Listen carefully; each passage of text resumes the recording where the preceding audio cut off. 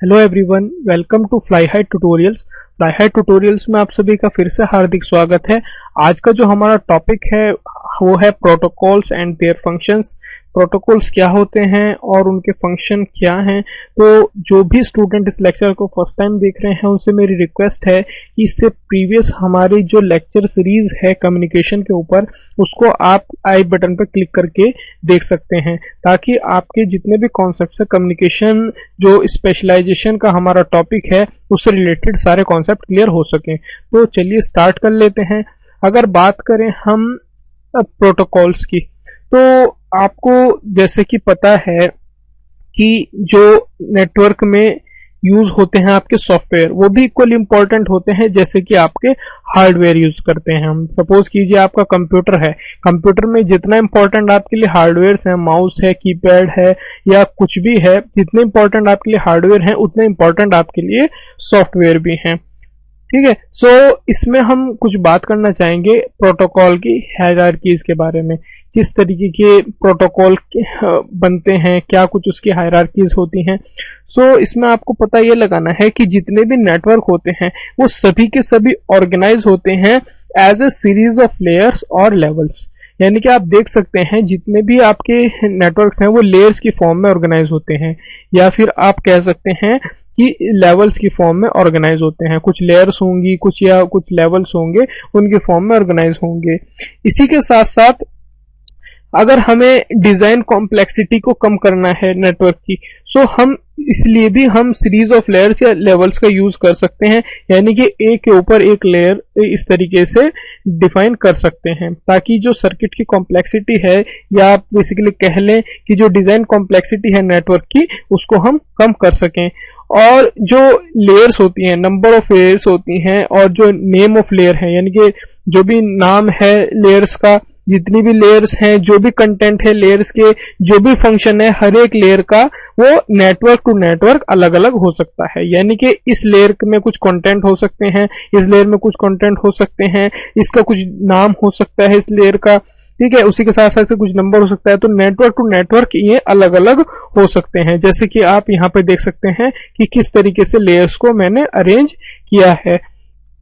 अब जनरली जो लेयर का पर्पस है, हर एक लेयर का पर्पस क्या है, सपोज कीजिए इस लेयर का पर्पस क्या है कि जो उसके ऊपर की लेयर है उसको कुछ सर्टेन सर्विसेज प्रोवाइड कराना, यानी कि लोअर लेवल की जो लोअर लेवल की जो लेयर है उसका काम क्या है कि जो उससे अपर लेवल की जो लेयर है उसको कुछ सर्विसेज प्रोवाइड कराना। सो जनरली आप ये भी कह सकते हैं कि जो लेयर एन है, यानी कि सपोज कीजिए ये मेरी सोर्स साइड है, तो इसकी लेयर 1 जो है वो जो आपकी रिसीवर साइड है इसकी लेयर 1 के साथ में ही कन्वर्जेशन कर सकती है।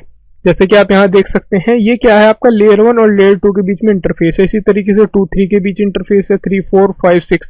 और लेयर 1 का प्रोटोकॉल क्या है कि ये अगर लेयर 1 है सोर्स साइड पे और ये लेयर 1 है आपकी रिसीवर साइड पे, तो इनके बीच में कम्युनिकेशन हो सकता है या कन्वर्जेशन हो सकता है। सो हम कह सकते हैं कि प्रोटोकॉल क्या है। तो प्रोटोकॉल जनरली एग्रीमेंट है बिटवीन टू मशीन की, मतलब एक एग्रीमेंट होगा दो मशीन्स के बीच में। अगर एक आप कह लीजिए एक रिसीवर है एक सेंडर है, एग्रीमेंट किस टाइप का होगा कि कम्युनिकेशन किस तरीके से स्टैब्लिश होगा और किस तरीके से उसको मेंटेन करना है और रिलीज करना है। एक तरीके से आप कह सकते हैं प्रोटोकॉल क्या है, एग्रीमेंट है between two machines. In simple language आप ये कह सकते हैं। और अगर प्रोटोकॉल्स का वायलेशन होता है, प्रोटोकॉल्स कोई भी मशीन तोड़ती है या किसी भी कारण से उसका वायलेशन होता है, तो कम्युनिकेशन डिफिकल्ट हो जाएगा, पॉसिबल नहीं होगा। तो होप की जो कॉन्सेप्ट है प्रोटोकॉल्स का ये आपको काफी हद तक क्लियर हुआ होगा कि क्या कुछ डेफिनेशन थी, किस तरीके से प्रोटोकॉल्स की एक लेयर्स होती हैं, हायरार्कीज क्या हैं। सो ये आपको क्लियर होना चाहिए। नेक्स्ट हमारा क्या है, नीड ऑफ प्रोटोकॉल्स, कि प्रोटोकॉल्स की जरूरत क्या पड़ती है। अब सपोज कीजिए कि दो कंप्यूटर्स हैं हमारे, ठीक है, एक कंप्यूटर ए है और एक कंप्यूटर बी है। इनके बीच में हमें क्या करना है, फाइल का ट्रांसफर करना है। तो इनके लिए कुछ अगर फाइल को ट्रांसफर करना है तो कुछ ना कुछ एक पाथ होना चाहिए, यानी कि या तो हम डायरेक्टली भी इनके बीच में फाइल का ट्रांसफर कर सकते हैं, या फिर हम कंप्यूटर कम्युनिकेशन नेटवर्क भी बना सकते हैं, जैसे कि टोपोलॉजीज वगैरह मैंने लास्ट टाइम डिफाइन की हैं आपको। सो अगर हमें जनरली फाइल ट्रांसफर करना है तो सिर्फ इतना ही आसान नहीं है कह देना कि ट्रांसफर, इसके लिए भी एक प्रोसीजर है या कुछ टास्क होते हैं जो हमें करने पड़ते हैं। सबसे पहले कि अगर ये सपोज कीजिए ये आपका सोर्स है और ये आपका क्या है, डेस्टिनेशन है, मुझे फाइल का ट्रांसफर करना है इन दोनों के बीच में। तो सोर्स को क्या है, एक्टिवेट करना पड़ेगा आपके डायरेक्ट कम्युनिकेशन पाथ, या इन्फॉर्म करना पड़ेगा कम्युनिकेशन नेटवर्क को कि डेस्टिनेशन पाथ क्या है, मतलब किस वे से या किस पाथ से मेरा जो डेटा है वो ट्रांसफर होगा, वो डिफाइन करना पड़ेगा सबसे पहले। उसी के साथ साथ सोर्स सिस्टम जो है, ये आपका जो सोर्स सिस्टम है, इसको ये भी मेक श्योर करना पड़ेगा कि जो डेस्टिनेशन सिस्टम है ये एक्सेप्ट करने की, मतलब डेटा को एक्सेप्ट करने के लिए रेडी है या नहीं है।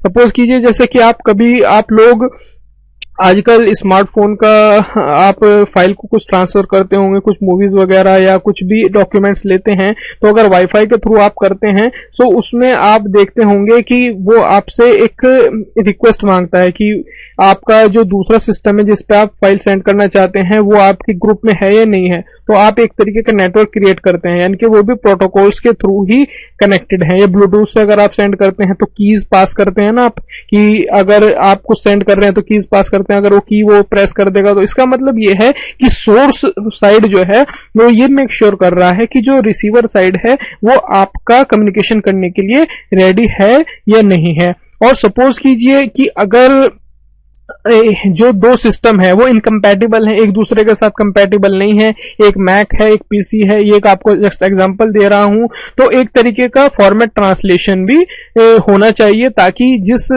मैकेनिज्म में या दूसरे सिस्टम पर पहुंचे वहां पे उसकी लैंग्वेज में, उसके कोड्स में वो जो डेटा है उसको मिल जाए। तो आपको ये कॉन्सेप्ट इसका पता होना चाहिए। तो प्रोटोकॉल जो है वो आपका यूज किया जाता है communication between entities in different system. Suppose कीजिए मैंने यहाँ पे क्या क्या है, प्रोटोकॉल के लिए यूज किया जाता है, communication between entities in different systems. अब एंटिटीज के बारे में बता दूं आपको मैं, एंटिटीज क्या क्या हो सकती हैं आपकी। ये हो सकती है आपकी यूजर एप्लीकेशन प्रोग्राम हो सकती है, फाइल ट्रांसफर पैकेज हो सकते हैं, डेटाबेस मैनेजमेंट सिस्टम हो सकता है, आपका ईमेल फैसिलिटी यानी कि इलेक्ट्रॉनिक मेल फैसिलिटीज हो सकती है, टर्मिनल्स कुछ भी हो सकते हैं। और उसी के साथ साथ जो सिस्टम्स हैं आपके, सिस्टम्स क्या क्या हो सकते हैं, डिफरेंट सिस्टम मैंने बताया ना, सिस्टम्स आपके क्या क्या हो सकते हैं, सिस्टम आपके कंप्यूटर्स भी हो सकते हैं, रिमोट सेंसर्स भी हो सकते हैं, कुछ भी हो सकते हैं। तो ये जनरली आपको समझ में आ गया होगा कि जनरली ये है क्या, किस क्यों आवश्यकता पड़ती है प्रोटोकॉल्स की। सो ये इसका जनरल आइडिया दे दिया मैंने आपको, ठीक है। सो आगे देख लेते हैं एलिमेंट्स ऑफ प्रोटोकॉल्स, कि कुछ प्रोटोकॉल्स के एलिमेंट्स भी होते हैं। इनके मैं जस्ट आपको ओवरव्यू दे देता हूं कि कुछ की एलिमेंट्स होते हैं प्रोटोकॉल्स के। तो सबसे पहला क्या आपका सिंटेक्स। सिंटेक्स में आपकी कुछ चीजें होती हैं, जैसे कि आपका डेटा फॉर्मेट हो गया, कि किस टाइप का डेटा आपका होगा, बाइनरी होगा, डिजिटल, एनीथिंग, कुछ भी हो सकता है वो आपका। और तो सिंटेक्स में होगा आपका कि डेटा फॉर्मेट क्या होगा और सिग्नल के लेवल्स क्या होंगे, ठीक है, इसमें डिफाइन करते हैं सिंटेक्स में। दूसरा होता है आपका सीमेंटिक्स। तीन हो गए आपके एसएसटी, यानी कि syntax, semantics and timing. Semantics में क्या होता है, आपकी कंट्रोल इंफॉर्मेशन होती है कि कोऑर्डिनेशन और एरर हैंडलिंग किस टाइप से होगी। जैसे एरर हैंडलिंग के जो लास्ट लेक्चर था हमारा, error detection and correction capabilities, उसमें मैंने आपको जो टेक्निक्स बताई हैं, तो आप ध्यान रख लें कि सिमेंटिक में क्या होगा कि कंट्रोल इंफॉर्मेशन होगी, कि कोऑर्डिनेशन और एरर हैंडलिंग किस टाइप से होगी। टाइमिंग में क्या होगा आपका, टाइमिंग में होगा आपकी स्पीड मैचिंग एंड सीक्वेंसिंग, किस सीक्वेंस में आपका डेटा फ्लो होगा, स्पीड क्या होगी, क्लॉक सिग्नल वगैरह, ये सब इसमें आ सकते हैं, ठीक है। तो इसके जनरली तीन एलिमेंट हो गए, syntax, semantics and timing. Next है मेरा functions perform by a protocol, कि प्रोटोकॉल क्या क्या फंक्शन परफॉर्म कर सकता है। तो जनरली वो एनकैप्सुलेशन कर सकता है, segmentation and reassembly, connection control, order delivery, flow control, error control, addressing, multiplexing and transmission services. ये जनरली वो फंक्शंस परफॉर्म कर सकता है। इन सबको समझने से पहले यहाँ पर एक टर्म है जो मैं आपको बताना चाहता हूं, वो है एक पीडीयू। पीडीयू क्या है आपका, प्रोटोकॉल डेटा यूनिट। अब प्रोटोकॉल डेटा यूनिट क्या होती है आपकी, इसको आप समझ लें कि ये कॉम्बिनेशन होता है जनरली आपका जो हायर लेयर का डेटा होता है प्लस कंट्रोल इंफॉर्मेशन। ठीक है, यानी कि जो हायर लेयर का जो डेटा है और कंट्रोल इंफॉर्मेशन, इनके कॉम्बिनेशन को ही आपका पीडीयू कहते हैं या प्रोटोकॉल डेटा यूनिट कहते हैं। अब चलिए बात करते हैं एनकैप्सुलेशन की। एनकैप्सुलेशन में होता क्या है कि जितने भी आपके पीडीयू हैं उनकी जो कंट्रोल इंफॉर्मेशन होती है उसकी जनरली 3 कैटेगरी होती है। हर एक पीडीयू की जो कंट्रोल इंफॉर्मेशन होती है उसकी जनरली 3 कैटेगरीज होती हैं। 3 कैटेगरीज कौन कौन सी है? सबसे पहला आ गया आपका एड्रेस, उसके बाद आ गया है आपका एरर डिटेक्टिंग कोड, और थर्ड आ गया है आपका प्रोटोकॉल कंट्रोल। ओके, अब इनके बारे में थोड़ा सा बता दूं आपको। एड्रेस में क्या होगा, इसमें जनरली आपका सेंडर और रिसीवर उनके एड्रेसेस होते हैं। एरर डिटेक्टिंग कोड में क्या होगा, एरर डिटेक्टिंग कोड के बारे में मैंने ऑलरेडी आपको लास्ट वीडियो लेक्चर्स जो थे हमारे error detection and correction method वाला जो था उसमें आपको डिटेल में बताया है। तो इसमें जनरली क्या करते हैं, कुछ चेक सीक्वेंस में ऐड करता हूं ताकि मैं एरर डिटेक्ट कर सकूं। अब आपको ये जो कॉन्सेप्ट है यहाँ पे क्लियर हो रहा होगा। थर्ड है आपका प्रोटोकॉल कंट्रोल। प्रोटोकॉल कंट्रोल में क्या होता है कि कुछ एडिशनल इंफॉर्मेशन इंक्लूड की जाती है ताकि हम प्रोटोकॉल फंक्शंस को इंप्लीमेंट कर सकें। कुछ भी एडिशनल इंफॉर्मेशन को मैं इंक्लूड करूंगा ताकि मैं अपने प्रोटोकॉल कंट्रोल को या प्रोटोकॉल फंक्शंस को इंप्लीमेंट कर सकूं। तो जनरली इसमें 3 चीजें हैं, इसके बारे में मैंने आपको ब्रीफ आइडिया दे दिया। सेकेंड है मेरा सेगमेंटेशन एंड रीअसेंबली। सेगमेंटेशन में होता क्या है कि जनरली आप यहाँ पे 2 बात समझ लीजिए। एक बार बता रहा हूँ कि ये सपोज कीजिए ट्रांसमिटिंग एंटिटी है और ये रिसीवर एंटिटी है, यानी कि एक से डेटा ट्रांसफर होगा और एक आपका रिसीव करेगा। तो जनरली होता क्या है कि जब भी कोई एप्लीकेशन एंटिटी डेटा को सेंड करती है, एप्लीकेशन एंटिटी ये समझ सकते हैं, जब भी ये डेटा को सेंड करती है तो जो लोअर लेवल के प्रोटोकॉल्स होते हैं वो उस डेटा को ब्रेक कर देते हैं, यानी कि स्मॉलर ब्लॉक्स में ब्रेक कर देते हैं। उसी को हम सेगमेंटेशन कहते हैं। नाम से पता लग रहा होगा कि सेगमेंटेशन करना यानी कि छोटे छोटे स्मॉलर ब्लॉक्स में बांट देना। जबकि रीअसेंबली क्या है, जस्ट इसका अपोजिट प्रोसेस है, यानी कि जो छोटे छोटे ब्लॉक्स हैं उनको फिर से रीअसेंबल करने को ही रीअसेंबली कहते हैं। थर्ड है मेरा कनेक्शन कंट्रोल। कनेक्शन कंट्रोल में क्या होता है कि जब भी हमें लेंथी एक्सचेंज करना होता है डेटा का, लेंथी एक्सचेंज करना होता है डेटा का, तो connection oriented data transfer essential हो जाता है। इसमें टर्म क्या यूज किया है मैंने, कनेक्शन ओरिएंटेड डेटा ट्रांसफर। ठीक है, मैंने क्या कहा है इसमें कि जब भी आपको लेंथ एक्सचेंज करना होता है डेटा का तो कनेक्शन ओरिएंटेड डेटा ट्रांसफर करना आपके लिए जरूरी हो जाता है। इसके बारे में हम बाद में बात करेंगे। फिलहाल कंट्रोल जो कनेक्शन कंट्रोल है उसमें आप इस चीज को समझ लीजिए। अब जो कनेक्शन कंट्रोल है या कनेक्शन ओरिएंटेड सर्विसेज हैं उनके 3 फेज होते हैं। 3 फेज में क्या होगा कि पहला जो होगा कनेक्शन एस्टैब्लिशमेंट, यानी कि सबसे पहले कनेक्शन को एस्टैब्लिश करेंगे। कनेक्शन कंट्रोल की बात हो रही है ना, तो सबसे पहले इसमें 3 फेज होंगे। 3 फेज क्या है कि कनेक्शन को एस्टैब्लिश करेंगे, उसके बाद में डेटा को ट्रांसफर करेंगे, और थर्ड क्या होगा, जब डेटा ट्रांसफर हो चुका तो कनेक्शन को टर्मिनेट करेंगे यानी कि बंद करेंगे। अब जो भी कोई प्रोटोकॉल होता है वो इन तीनों फेज के एक तरीके से हेल्प करता है। ठीक है, और भी मेरे पास सोफिस्टिकेटेड प्रोटोकॉल्स होते हैं जिनमें कुछ और भी फंक्शंस होते हैं, जैसे इंटरप्ट हो गया, रिकवरी कर सकते हैं हम एरर्स वगैरह का, ये सब उसके कुछ और फंक्शंस भी होते हैं। लेकिन जो जनरली एक प्रोटोकॉल का फंक्शन होता है वो होता है कनेक्शन कंट्रोल। उसमें मैंने आपको तीनों फेज बता दी हैं। उसके बाद है आपका ऑर्डर डिलीवरी। ऑर्डर डिलीवरी में क्या होता है कि अगर 2 कम्युनिकेटिंग एंटिटीज हैं आपकी, ठीक है, यानी कि 2 एंटिटीज के बारे में बता चुका हूं कि 2 कम्युनिकेटिंग एंटिटीज हैं जो कि अलग अलग होस्ट में हैं, ठीक है, लेकिन कनेक्टेड है एक नेटवर्क से।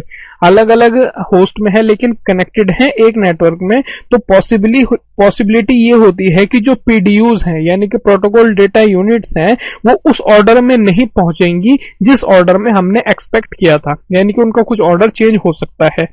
ये इसलिए होता है कि जो पीडीयूज होते हैं, आपके प्रोटोकॉल डेटा यूनिट्स होते हैं, वो कुछ डिफरेंट पाथ भी आपका कंसिडर कर सकते हैं, यानी कि कुछ अलग पाथ से चले जाएंगे। लेकिन अगर कनेक्शन ओरिएंटेड प्रोटोकॉल होता है तो पीडीयू अपने ऑर्डर को मेंटेन करते हैं, जो मैंने आपको यहाँ पे बताया है कनेक्शन ओरिएंटेड डेटा में। तो अगर आपका कनेक्शन ओरिएंटेड प्रोटोकॉल्स होता है तो पीडीयू का ऑर्डर जो है वो मेंटेन रहता है। यहाँ पे हम क्या करते हैं, हर एक पीडीयू को एक यूनिक सीक्वेंस नंबर दे देते हैं ताकि वो रिसीविंग एंड पे कोई प्रॉब्लम ना हो। तो जनरली ऑर्डर डिलीवरी में आपको ऑर्डर डिलीवरी से पता लग गया होगा कि जितने भी मेरे पीडीयूज हैं वो इन ऑर्डर पहुंचने चाहिए, ठीक है। और उसके लिए क्या करता हूं, हर एक पीडीयूज को मैं एक यूनिक सीक्वेंस दे देता हूं। उसके बाद है मेरा फ्लो कंट्रोल। फ्लो कंट्रोल क्या है, अगर ये आपकी ट्रांसमिटिंग एंटिटी थी, ये रिसीविंग एंटिटी थी, तो रिसीविंग एंटिटी का ये फंक्शन है। फ्लो कंट्रोल में क्या होगा कि जो रेट ऑफ डेटा है उसको लिमिट कर सकते हैं, यानी कि ये ट्रांसमिटिंग एंटिटी ये तो आपका सेंड करता रहेगा डेटा को, लेकिन जो आपकी रिसीविंग एंटिटी है इसके पास कुछ ऐसा फंक्शन होना चाहिए कि ये जो डेटा रेट है उसको कंट्रोल कर सके कि कितने उसको डेटा चाहिए, ठीक है। तो इसमें आपको ये समझना है कि ये फंक्शन किसका है, रिसीविंग एंटिटी का फंक्शन है। सिंपलेस्ट फॉर्म क्या होगी फ्लो कंट्रोल की, कि वो स्टॉप कर सकता है, यानी कि रिसीविंग एंटिटी आपका स्टॉप कर सकता है डेटा को, या फिर वेट प्रोसीजर भी अपना सकता है कि इतने टाइम के बाद में टाइमिंग कुछ ऑप्शन डाल दे, कितने टाइम के बाद डेटा चाहिए। लेकिन आजकल जो और आपके सोफिस्टिकेटेड और भी प्रोसीजर्स अवेलेबल हैं, जो कुछ एडवांस वर्जन्स पे आ चुके हैं। उसके बाद है एरर कंट्रोल। एरर कंट्रोल में क्या होता है कि अगर ये सबसे इंपॉर्टेंट फैक्टर है मेरा, कि जैसे कि लास्ट लेक्चर में मैंने डिस्कस किया था एरर डिटेक्शन कोड में, कि अगर जो मैं डेटा एक्सपेक्ट कर रहा हूं रिसीविंग एंड पे, अगर उसमें कुछ एरर इंक्लूड हो गई हैं तो उसका लॉस को मुझे बचाना है, ठीक है, कि जो मेरा डेटा है वो लॉस ना हो पाए। और इसीलिए दो एरर कंट्रोल के लिए मैं दो डिफरेंट वेज अपनाता हूं। सबसे पहले क्या हो गया मेरा error detection. Error detection techniques मैंने बताई दी हैं, किसी भी उन एरर डिटेक्शन टेक्निक से पहले मैं एरर को डिटेक्ट कर लूंगा, और अगर मेरा कोई डाटा लॉस्ट हो चुका है तो उसको मैं रिकवर कर सकूं या रीट्रांसमिशन कर सकूं। तो एरर डिटेक्शन में क्या होता है कि जैसे कि आपको उसमें पता है कि सेंडर की साइड से कुछ एक्स्ट्रा बिट्स ऐड करता हूं मैं, तो ट्रांसमिटिंग एंड पे मेरे को वो वाली बिट्स चेक करता है ट्रांसमिटिंग एंड पे। अगर ट्रांसमिटिंग एंड पे वही सेम बिट्स मिलती हैं मेरे को पीडीयू के साथ में, तो यानी कि एरर फ्री है मेरा जो डेटा है। लेकिन अगर उस सीक्वेंस में पीडीयू नहीं मिलता है या वो बिट्स मेरी चेंज हो जाती हैं तो वो रिट्रांसमिशन के लिए कहता है, यानी कि रिसीविंग एंटिटी जो है वो रिट्रांसमिशन के लिए रिक्वेस्ट करती है और जो पहला डेटा आया था उसको डिस्कार्ड कर देती है, ठीक है। तो इसमें था आपका जनरली एरर कंट्रोल में यही। उसके बाद है आपकी एड्रेसिंग। एड्रेसिंग का कॉन्सेप्ट थोड़ा कॉम्प्लेक्स होता है, इसमें आप कुछ चीजें समझ लीजिए, इतना इंपॉर्टेंट नहीं है। एड्रेसिंग में कुछ चीजें होती हैं, कुछ इश्यूज होते हैं, उसमें हो गया एड्रेसिंग लेवल्स हो गए, एड्रेसिंग स्कोप हो गया, कनेक्शन आइडेंटिफायर्स हो गए और एड्रेसिंग मोड्स वगैरह। एड्रेसिंग मोड्स वगैरह ये जनरली एड्रेसिंग में आते हैं। एड्रेसिंग मोड्स के बारे में हम जनरली आपकी बात करेंगे माइक्रो प्रोसेसर वाले चैप्टर में, वहां आपको काफी बेटर तरीके से एड्रेसिंग मोड्स वगैरह समझ में आएंगे। तो आप एड्रेसिंग में इसमें इतना ही समझ लीजिए। उसके बाद है मेरा multiplexing and transmission services. Multiplexing के बारे में मैंने आपको काफी अच्छे से कम्युनिकेशन जो हमारा स्टार्ट हुआ था जब मॉड्यूलेशन डिमॉड्यूलेशन वाला, उसमें मैंने आपको बताया है मल्टीप्लेक्सिंग का कॉन्सेप्ट क्या होता है कि काफी सारे जो मेरे सिग्नल्स आ रहे हैं या चैनल्स हैं उसको एक सिंगल वायर पर ट्रांसमिट करना। ये मैं आपको जस्ट यहाँ पे ब्रीफ आइडिया दूंगा। तो इसमें कुछ चीजें होती हैं, एक होती है इसमें अपवर्ड मल्टीप्लेक्सिंग, एक होती है इसमें डाउनवर्ड मल्टीप्लेक्सिंग। कौन कौन सी बताई है मैंने आपको, एक होती है आपकी अपवर्ड मल्टीप्लेक्सिंग, एक हो गई है आपकी डाउनवर्ड मल्टीप्लेक्सिंग।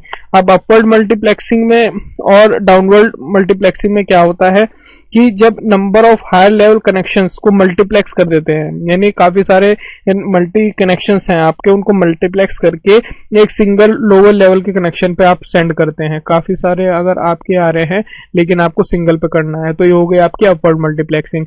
डाउनवर्ड मल्टीप्लेक्सिंग इसकी जस्ट अपोजिट हो गई, सिंगल वायर होगा लेकिन आपको मल्टीपल पे उसको ट्रांसमिट करना है। ये ब्रीफ आइडिया मैंने दे दिया, डिटेल में मैंने आपको जो हमारा लास्ट लेक्चर था उसमें बताया है, ठीक है। उसके बाद एक और आ गई आपकी ट्रांसमिशन सर्विसेज। प्रोटोकॉल जो होता है वो प्रोवाइड करता है कुछ एडिशनल सर्विसेज भी एंटिटीज को। तो उसमें से कुछ क्या होते हैं कि प्रायोरिटी भी एक उसमें हो गई है। प्रायोरिटी में होता क्या है आपका जनरली कि प्रायोरिटी देंगे कि कौन सी आपको डेटा यूनिट्स प्रायर बेसिस पे चाहिए, उसमें काफी चीजें आती हैं। उसके बाद आई quality of service and security, ठीक है, क्वालिटी ऑफ सर्विस, और थर्ड आ गया आपका सिक्योरिटी। ये भी इंपॉर्टेंट फैक्टर है कि सिक्योरिटी भी होनी जरूरी है डेटा की। तो ये जस्ट आपका ओवरऑल व्यू मैंने आपको दे दिया प्रोटोकॉल्स के बारे में, क्या कुछ फंक्शंस परफॉर्म करता है प्रोटोकॉल, ठीक है। तो अगर आपको लेक्चर पसंद आया है तो काइंडली रेड बटन को क्लिक करके सब्सक्राइब जरूर कर लीजिए, क्योंकि जब भी हम आपको लिए इस पूरी वीडियो सीरीज को डालेंगे तो आपके पास नोटिफिकेशन आ जाएगा। और हमारे चैनल के बारे में ज्यादा से ज्यादा लोगों को बताइए, शेयर कीजिए उन लोगों के साथ में जिनके लिए आप समझते हैं कि ये वीडियोज इक्वली इंपॉर्टेंट है। लाइक करना ना भूलें।